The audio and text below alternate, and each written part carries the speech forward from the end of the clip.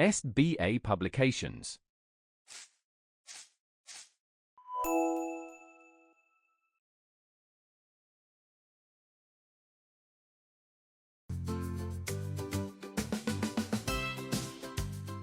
Hello dear students, how are you all? I hope that you're doing nice, and today I am here with another interesting story of your literature book.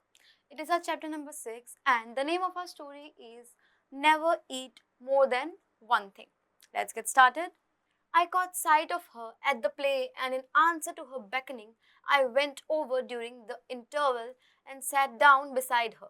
It was long since I had last seen her, and if someone had not mentioned her name, I hardly think I would have recognized her. So, in these lines, we don't understand who is talking about who. So, here this is a narrator who is talking about a woman who she finds where at a play. So, at a theater, he's watching a play, he found a woman who he has met long time ago, and now he has met her once again, and now he is sitting beside her. She addressed me beamingly. Well, it's many years since we first met. How fast does time fly? We are none of us getting any younger. Do you remember the first time I saw you? You had asked me for luncheon. Did I remember? So, the narrator is telling us that what the woman is talking to him about. And she is saying that it has been many years. So, now let's move forward. It was 20 years ago, so that means they're meeting after 20 years they first met. And I was living in Paris. I had a tiny apartment in the Latin Quarter overlooking a cemetery, and I was earning barely enough money to keep body and soul together. So now the narrator is telling us that he is living in Paris now, where in the Latin Quarter, overlooking a cemetery. That means he is overlooking a place where bodies are buried. She had read a book of mine and had written to me about it. I answered thanking her, and presently I received from her another letter saying she was passing through Paris and would like to have a chat with me. But her time was limited, and the only free moment she had was on the following Thursday. She was spending the morning at the Luxembourg, and would I give her a little luncheon at Fouillard's afterwards. So now this girl has offered to meet him after so many years, and at this time this man is a writer and he is barely earning enough to keep his body and soul together. And now the woman has asked him for a lunch. Fayard's is a restaurant at which the French senators eat, and it was so far beyond my means that I had never even thought of going there. That means the restaurant is very expensive and he cannot afford it. But I was flattered, and I was too young to have learned to say no to a woman. I had 80 francs, old francs, to last me the rest of the month, and a modest luncheon should not cost more than 15. So, what does he have? 80 francs, and he is assuming that the modest lunch may cost him more than 15 francs. If I cut off coffee for the next 2 weeks, I could manage well enough. So he is thinking of skipping coffee for 2 weeks so that he can manage this lunch. I answered that I would meet my friend by correspondence at Fayard's on Thursday at 12:30. She was not so young as I expected, and in appearance imposing rather than attractive. Now he is describing her appearance. She was in fact a woman of 40, and she gave me the impression of having more teeth, white and large and even. So that means she has more teeth than were necessary for any practical purpose. She was talkative, but since she seemed inclined to talk about me, I was prepared to be an attentive listener. So she talked a lot to him. She wanted to talk to him about him, but he turned out to be a better listener. I was startled when the bill of fare was brought up. The prices were a great deal higher than I had anticipated. So when the bill arrived, it was higher than he thought. But she reassured me. I never eat anything for luncheon, she said. Oh, don't say that, I answered generously. So she told him that I don't eat much for lunch, and the man is saying, don't say that. I never eat more than one thing. I think people eat far too much nowadays. A little fish, perhaps. I wonder if they have any salmon. Well, it was early in the year for salmon and it was not on the bill of fare. But I asked the waiter if there was any. Yes, a beautiful salmon had just come in. It was the first they had. I ordered it for my guest. The waiter asked her if she would have something while it was being cooked. No, she answered. I never eat more than one thing unless you have a little caviar. I never mind caviar. So now this woman, she says that I only eat one thing, so she orders for salmon that are not available at this time of the season, but they have got the first one now. So I think it will be costly for the man, and the waiter offers to ask her to order something else if she would like to till her salmon is being cooked. So she says, I don't eat much, but I would like caviar. I can never say no to caviar. My heart sank a little. I knew I could not afford caviar, but I could not very well tell her that. I told her the waiter by all means to bring caviar. For myself, I chose the cheapest dish on the menu, that was a mutton chop. So the narrator decides to order the cheapest dish for him as the woman has already ordered two very expensive meals. I think you're unwise to eat meat, she said. I don't know how you can expect to work after eating heavy things. Like chops, I don't believe in overloading my stomach. So the woman is saying, I don't like overloading my stomach. I eat very little, but what she orders was very expensive and the narrator cannot afford it. Then came the question on drinks. Now they're talking about drinks. I never drink anything for luncheon, she said. Neither do I answered promptly, except white wine. So she says, I don't eat much, but then she adds an except to it and says a name of a very expensive thing. She proceeded as though I had not spoken. These French white wines are so light. They're wonderful for digestion. What would you like? I asked. Hospitable. She gave me a bright and friendly flash of her white teeth. So now he's trying to offer her the thing she's talking about. My doctor won't let me drink anything but champagne. I turned slightly pale, so the narrator is a little worried hearing the name of all the expensive things she's talking about. I ordered half a bottle. I mentioned casually that my doctor had absolutely forbidden me to drink champagne. So the narrator is saying that I cannot drink champagne as my doctor has denied me. So he ordered half a bottle for the lady. What are you going to drink then? Water, the narrator says. I will drink water and eat my chops. She ate the caviar and she ate the salmon. She talked gaily of art and literature and music. So the woman, she ate everything and then she kept talking about art and literature as the narrator is already a writer, we know. But I wondered what the bill would come to. But at the same time, our narrator is wondering about the bill. How much will it cost him? When my mutton chop arrived, she took me quite seriously to task. I see that you're in the habit of eating a heavy luncheon. So she is saying that you eat a very heavy lunch. I'm sure it's a mistake. Why don't you follow my example and just eat one thing? I'm sure you'd feel so much better after it. So she's asking the man to eat only one thing like she has done. I'm only going to eat one thing, I said, as the waiter came again with the bill of fare. So the man says that I am only eating one thing, and at the same time, the waiter comes with the bill. She waved him aside with an airy gesture. No, I never eat anything for luncheon. Just a bite. I never want more than that. And I eat that more as an excuse for conversation than anything else. I couldn't possibly eat anything more unless they had some of those giant asparagus. Now, she has started talking again and now she is saying that I don't eat much for lunch. I have eaten already enough. Except if they have asparagus. Now she has added another except and now trying to order another thing. I should be sorry to leave Paris without having some of them. So she says that Paris has very good asparagus and I would love to try it before leaving Paris. My heart sank. Now the narrator is being more worried. I had seen them in the shops and I knew that they are horribly expensive. So he knows that asparagus is very expensive. My mouth had often watered at the sight of them.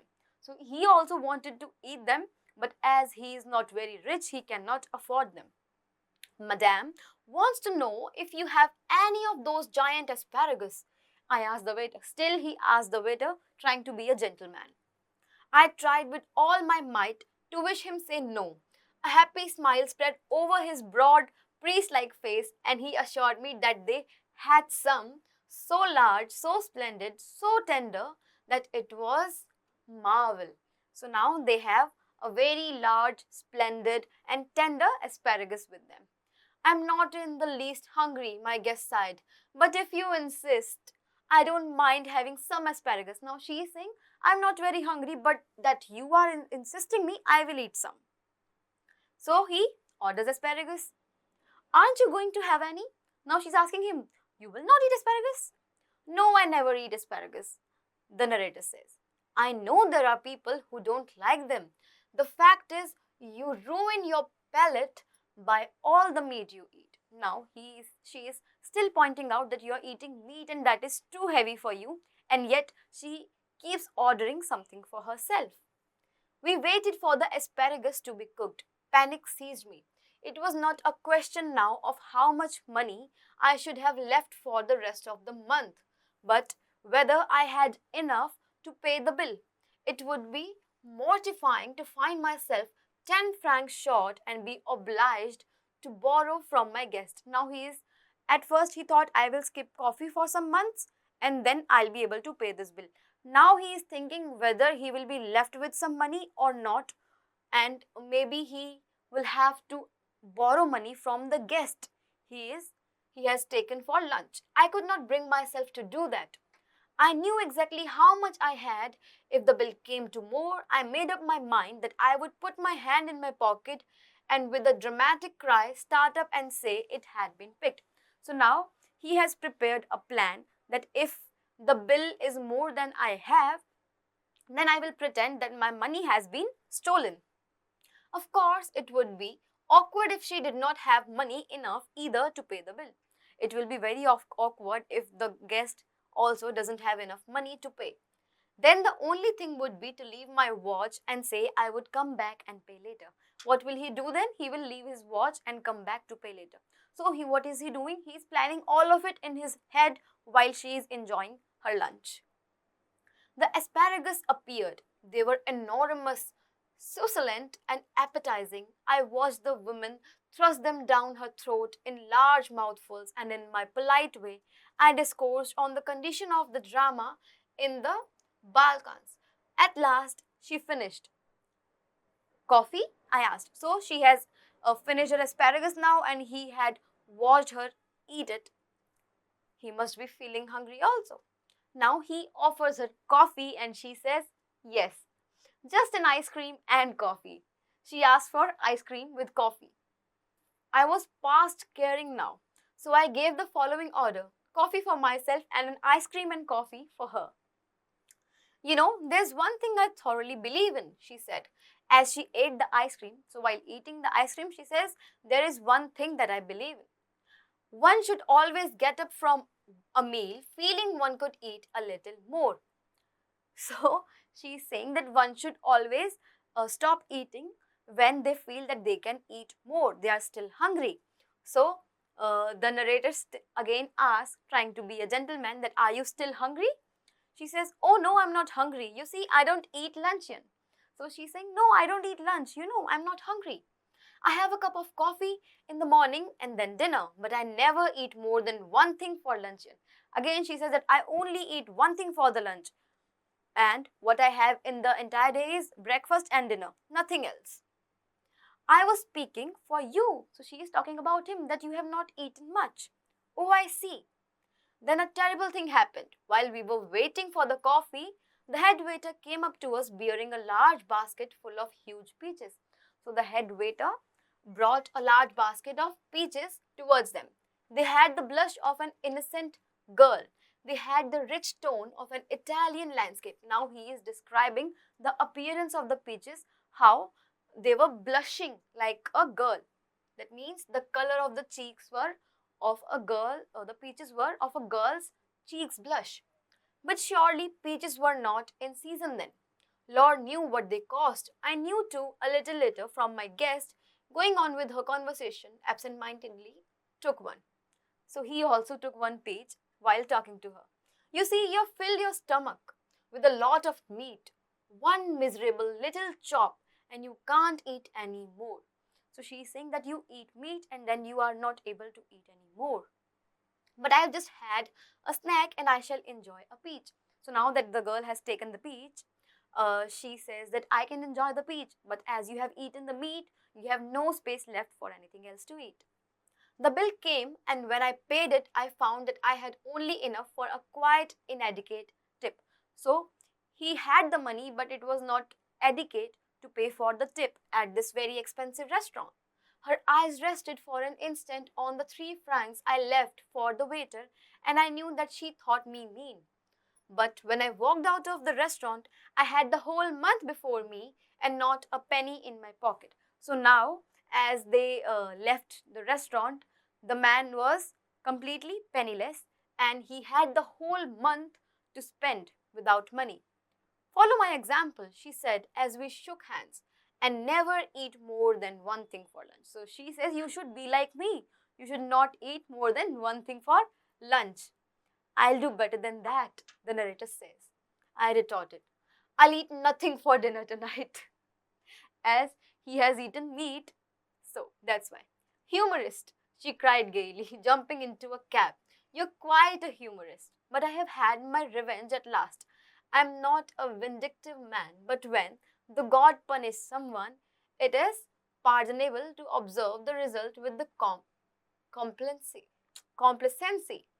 Today, she weighs 21 stones. Now, this girl, when he has met her after 20 years, she has become a very fat girl. And now he thinks that she is being punished for what she has done with me. So that was a chapter that was very interesting and funny. Now let's look at the vocabulary. What is asparagus? It is a plant whose stem are cooked and eaten as vegetables. So it is basically a vegetable that is eaten in Europe. Anticipated is expected. Afford is be able to buy. Bill of fare is menu. Caught sight of is saw. Cemetery is a place where dead people are buried. Caviar is the eggs of some type of fish preserved using salt. So it is basically kind of a sauce that goes with your meal, which is very expensive. Champagne is a French white wine that is drunk on special occasions. Complacency is feeling of satisfaction with yourself. Discoursed is gave a long speech. Franc is a unit of money in some European countries. Flattered is to be pleased because someone has made you feel important. Hospitable is friendly and welcoming. Inclined is tending. Luncheon is a formal lunch. Modest is not very expensive, that is being used here. Modest. So the restaurant was modest, yet it was very expensive. Mortifying is making somebody feel ashamed. Marvel is wonder. Palate is the ability to distinguish between and appreciate different flowers. Here it is talking about the top part of the inside of mouth. Next is succulent, that is juicy. Senators are elected politicians. We call them senators. Startled is shocked and vindicative is harmful. Now we have this exercise, and with this we are done with the chapter. I will see you soon with another video. Till then, keep on learning. Bye-bye.